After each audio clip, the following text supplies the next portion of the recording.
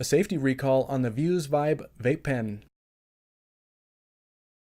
There's now a voluntary safety recall on the Vuse Vibe vape pen, and this was initiated directly by RJ Reynolds Vapor Company after they received complaints of malfunctioning batteries. So supposedly, whatever's malfunctioning in these vape pens is causing the power units to overheat, which could be a fire hazard. RJ Reynolds has had 10 complaints reported so far, but no injuries.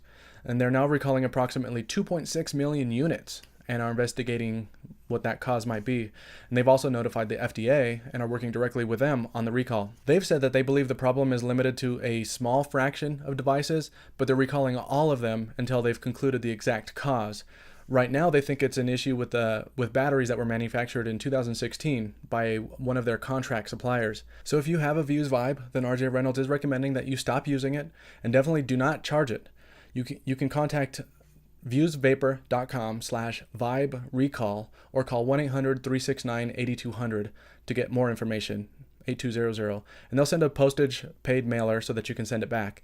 They only need the device so you can keep your tanks. The Vuse Solo and the Vuse Zero use the same batteries but different battery components, so they're not part of the recall. So yeah, that's pretty crazy.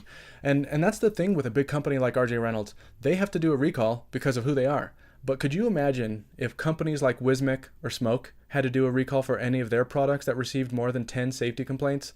That would be like every single product that they've ever released. It just, it doesn't happen. I wish all of the vape companies were held to the same standards. Anyway, I actually have 2 Vuse Vibes, and I like them.